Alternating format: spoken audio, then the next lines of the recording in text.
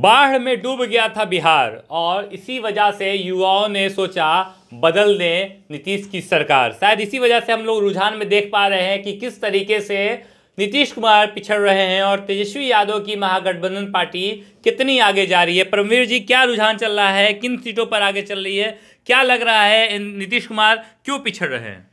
नीतीश कुमार क्यों पिछड़ रहे हो तो बात की बात है। सबसे पहले हम आंकड़ा बता देते हैं। महागठबंधन ने एनडीए को भारी अंतरों से पछाड़ दिया है।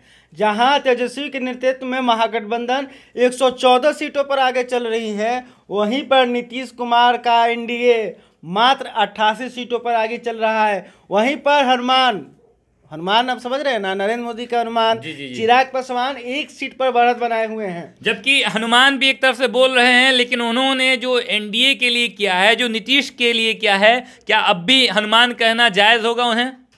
देखिए, कहीं ना कहीं उनके पिताजी को मौसम वैज्ञानिक कहा जाता था। अब इनको जूनियर मौसम वैज्ञानिक कह सकते हैं, क्योंकि उन्होंने पहले ही कह दिया था कि नीतीश कुमार के खिलाफ बिहार में विरोध का स्वर हो गया है, इसलिए आप नीतीश कुमार का साथ छोड़ दीजिए। वो लगातार कह रहे थे कि नीतीश कुमार को हम मुख्यमंत्री नहीं मानेंगे, क्योंकि उनको पता था कि अगर नीतीश कुमार को वो साथ भी जाते तो उनका वोट प्रतिशत कम हो जाता, कम सीट भी मिलता। और पहली बार जो दो विधानसभा से वो चुनाव जीते हुए राजू तिवारी भी थे, हाँ, तो वो कहीं ना कहीं अपने वोट प्रतिशत पर उन्होंने नज़र बनाया।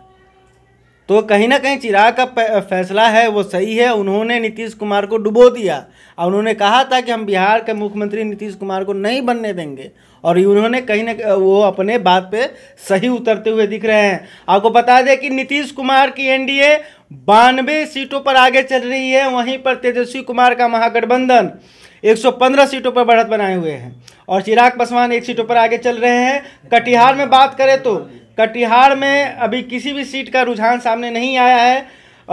भोजपुर में 1 सीट का रुझान आया है, जिसमें नीतीश कुमार की पार्टी एनडीए आगे चल रही है। सीमांचल में भी कोई अपडेट अभी नहीं आया है। बिहार की जनता के जहन में सिर्फ और सिर्फ तेजस्वी का स्वैग नजर आ रहा है। जिस तरीके से रुझान सामने नजर आ रही है, क्या जिस तरीके से नतीजे सामने आएंगे उस वक्त भी तेजस्वी का आगे होना लाजमी होगा, जिस तरीके से रुझान आ रही है? देखिए, बैलेट पेपर, हम बार बार कह रहे हैं कि बैलेट पेपर को आप नज़रअंदाज मत कीजिए, क्योंकि इसमें पढ़े लिखे एजुकेटेड लोग वोट करते हैं।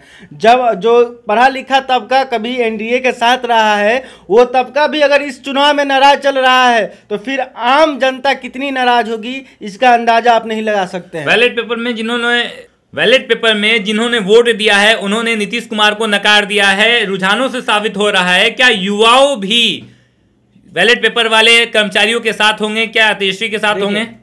एग्जिट पोल सामने आया। एग्जिट पोल सामने आने के बाद लोग कहने लगे कि MY नहीं, MY+Y कि यूथ आया है महागठबंधन के साथ।